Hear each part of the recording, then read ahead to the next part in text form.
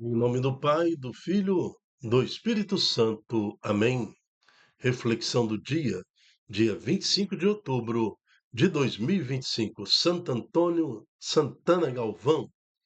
Religioso, memória, sábado. Cor litúrgica, branco. Santo Antônio de Santana Galvão, o Frei Galvão. Frei Galvão nasceu dia 10 de maio de 1739, na Vila Santo Antônio, em Guaratinguetá, atual cidade ali no Vale da Paraíba, em São Paulo, né? Chamada Campina de São Paulo, hoje estado de São Paulo. Era um homem com muita e intensa oração, por isso alguns fenômenos místicos em sua vida foram presenciados por testemunhos. Fenômenos como o dom da cura, dom da ciência, da bilocação, levitação, foram famosos durante a sua vida, sempre em vista do bem dos doentes, moribundos, necessitados. Poderoso santo brasileiro, que através da tua intensa devoção mariana alcançastes milhares de prodígios, sede o nosso protetor, nosso padroeiro, nosso Pai espiritual. Dai a nós o mesmo amor a Maria, para que sejamos santos como tu. Amém. Santo Antônio de Santana Galvão, rogai por nós. Vamos preparar o nosso coração para ouvirmos a palavra do Senhor. Leitura da Carta de São Paulo aos Romanos. Irmãos, não há mais condenação para aqueles que estão em Cristo Jesus. Pois a lei do Espírito, que dá a vida em Cristo Jesus, te libertou da lei do pecado e da morte. Com efeito, aquilo que era impossível para a lei, já que ela estava enfraquecida pela carne, Deus o realizou, tendo enviado o seu próprio Filho numa condição semelhante àquela da humanidade pecadora, e por causa justamente do pecado, condenou o pecado em nossa condição humana, para que toda a justiça exigida pela lei seja cumprida em nós, que não procedemos segundo a carne, mas segundo o Espírito. Os que vivem segundo a carne aspiram pelas coisas da carne. Os que vivem segundo o Espírito aspiram pelas coisas do Espírito. Na verdade, as aspirações da carne levam à morte, e as aspirações do Espírito levam à vida e à paz. Tudo isso porque as tendências da carne são inimizade contra Deus. Não se submetem, nem poderiam submeter-se, à lei de Deus. Os que vivem segundo a carne não podem agradar a Deus. Vós não viveis segundo a carne, mas segundo o Espírito, se realmente o Espírito de Deus mora em vós. Se alguém não tem o Espírito de Cristo, não pertence a Cristo. Se, porém, Cristo está em vós, embora vosso corpo esteja ferido de morte por causa do pecado, vosso espírito está cheio de vida, graças à justiça. E se o Espírito daquele que ressuscitou Jesus dentre os mortos mora em vós, então aquele que ressuscitou Jesus Cristo dentre os mortos vivificará também vossos corpos mortais por meio do seu Espírito que mora em vós. Palavra do Senhor. Graças a Deus. Salmo responsorial, Salmo 23. É assim a geração dos que buscam vossa face, ó Senhor Deus de Israel. Ao Senhor pertence a terra e o que ela encerra, o mundo inteiro com os seres que o povoam. Porque ele a tornou firme sobre os mares e sobre as águas a mantém inabalável. É assim a geração dos que buscam vossa face, ó Senhor Deus de Israel. Quem subirá até ao monte do Senhor? Quem ficará em sua santa habitação? Quem tem mãos puras e inocente coração, quem não dirige sua mente para o crime. É assim a geração dos que buscam vossa face, ó Senhor Deus de Israel. Sobre este desce a bênção do Senhor. É a recompensa de seu Deus e Salvador. É assim a geração dos que o procuram, e do Deus de Israel buscam a face. É assim a geração dos que buscam vossa face, ó Senhor Deus de Israel. Proclamação do Evangelho de Jesus Cristo segundo Lucas. Glória a vós, Senhor. Naquele tempo vieram algumas pessoas trazendo notícias a Jesus a respeito dos galileus que Pilatos tinha matado, misturando seu sangue com o dos sacrifícios que ofereciam. Jesus lhes respondeu: Vós pensais que esses galileus eram mais pecadores do que todos os outros galileus, por terem sofrido tal coisa? Eu vos digo que não. Mas se vós não vos converterdes, ireis morrer todos do mesmo modo. E aqueles 18 que morreram quando a torre de Siloé caiu sobre eles, pensais que eram mais culpados do que todos os outros moradores de Jerusalém? Eu vos digo que não. Mas se vós não vos converterdes, ireis morrer todos do mesmo modo. E Jesus contou esta parábola. Certo homem tinha uma figueira plantada na sua vinha. Foi até ela procurar figos e não encontrou. Então disse ao vinhateiro: Já faz 3 anos que venho procurando figos nesta figueira e nada encontro. Corta-a. Por que está ela inutilizando a terra? Ele, porém, respondeu: Senhor, deixa a figueira ainda este ano. Vou cavar em volta dela e colocar adubo. Pode ser que venha a dar fruto. Se não der, então tu a cortarás. Palavra da salvação. Glória a vós, Senhor.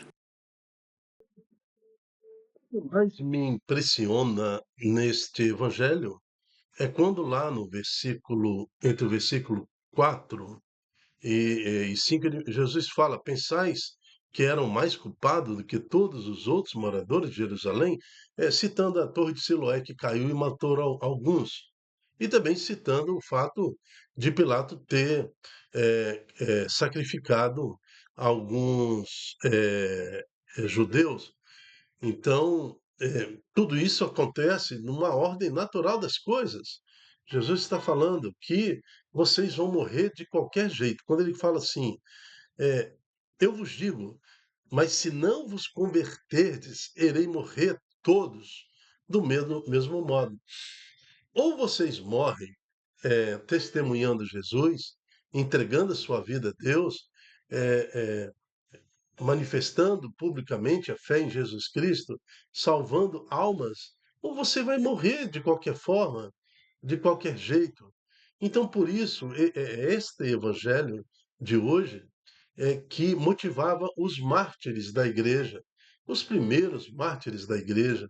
Nós sabemos que lá em Roma, o sangue dos mártires inundaram ali o solo do Coliseu, quantos foram devorados por feras, sacrificados, quantos foram decapitados, presos, tiradas suas peles, queimados, mas tudo isso por testemunhar Jesus.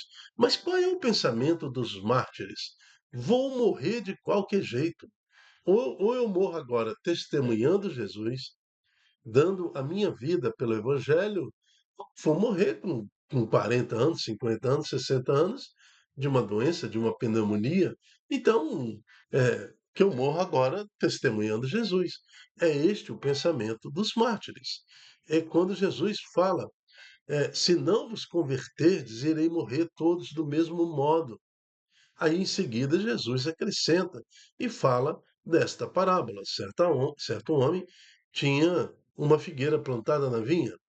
Foi até ela procurar figos e não encontrou. Ou seja, um homem sem frutos, uma mulher sem frutos, está vivendo por viver, né? Deixa a vida me levar, vida leva eu. Então, tá assim, ao sabor das ondas, frutos nenhum, não vive, come, bebe, casa, dá-se em casamento, constrói, trabalha, volta do trabalho, mas não tem fruto nenhum na vida, né? É essa comparação com esta figueira que não está dando nada. Então, este homem falou: disse ao vinhateiro, já faz 3 anos que vem procurando figo nesta figueira e nada encontra. Corta, ó. Ou seja, é, vai morrer, vai, não está dando fruto, já tem 30, 40, 50 anos de idade, mas vai morrer como uma pessoa inútil que não fez nada para o engrandecimento do Senhor nessa terra. Não serviu a Deus, não amou a Deus e não conheceu a Deus, que são os 3 objetivos da vida sobre essa terra. Né? Então, alguém então intervém pela figueira. Senhor, me dá um tempo, né, para que eu possa cavar aos pés da figueira, fazer um novo adubo, colocar todo um tempo aí de possibilidades para que esta figueira venha a dar fruto. Ele, porém, respondeu: ok, mas se ela não der fruto, nós vamos cortar e pronto. Né? Então, nós temos esse tempo. Deus, em sua misericórdia, prepara para nós alguma situação, às vezes de dor, para a nossa conversão, às vezes pelo Espírito mesmo, e em algum momento da nossa vida nós somos balançados, é Deus colocando adubo na nossa vida para que nós saiamos desse tempo de dormição, para que despertemos para a vida, para o sentido real da vida, que é amar Jesus Cristo, que é amar a Deus sobre todas as coisas, servir a Deus, né? Transformar esse mundo, testemunhar Jesus, do que ter uma morte com 100 anos de idade inútil. Né? Que sentido tem isso? Que sentido tem acumular eh, riquezas materiais neste mundo, sendo pobre, literalmente pobre e desprovido de qualquer vitém de espiritualidade? Não tem sentido nenhum viver uma vida assim. É um desperdício da vida. Então estamos aqui para conhecer Deus, amar a Deus e servir a Deus. E só vai dar fruto aquele que serve. Né? Servir a Deus é a última escala da finalidade da vida. Que o Santo Evangelho de hoje possa nos trazer esta sensação de estarmos vivendo no serviço e no amor a Deus, como Frei, como Santo Antônio Santana Galvão. Ele enfrentou até as autoridades brasileiras na época para construir conventos. Né? Então, as autoridades brasileiras, influenciadas pelo protestantismo e também pela uma filosofia iluminista da época, estavam proibindo a manifestação da Igreja Católica no Brasil. Né? Foi um momento muito difícil, mas contrariando as ordens das autoridades brasileiras, né? Que proibiu a construção de convento. Ele construiu o convento, foi preso por causa disso, mas deu testemunho. Ele mesmo falava: é preferível morrer proclamando o nome do Senhor do que ser um inútil nessa terra. Assim também como a primeira leitura nos traz esta realidade. Alguns culpam o seu pecado. Ah, sou pecador, eu não sou santo, achando que igreja é coisa de santo. Eu quero te falar, conforme a primeira leitura, que a igreja é formada por pecadores e é Deus que nos santifica. E o que o Salmo responsorial de hoje, Salmo 23, nos traga a realidade. É assim a geração dos que buscam a face do Senhor. Né? São pessoas que a bênção do Senhor recai sobre ela. A recompensa de Deus é a salvação. É assim a geração dos que procuram a face de Deus. São homens e mulheres pecadores que são transformados pelo Senhor. Então, que o Santo Evangelho nos traga motivação diferente para que sejamos testemunhos de Jesus Cristo nesse mundo. Amém. Eu me chamo Dilton Góes. O nosso projeto chama-se Ai de mim, se não evangelizar. E dentro desse projeto nós temos a reflexão do dia, este programa diário, cuja finalidade é estudar a primeira, a segunda, o Santo Evangelho, o Santo do Dia, o Salmo responsorial e entendemos que a igreja está pedindo em Jesus Cristo. E hoje ela vem nos pedir que sejamos homens e mulheres capazes de testemunhar Jesus Cristo e transformar a realidade em nossa volta. Até a próxima, se Deus quiser. Tchau, tchau.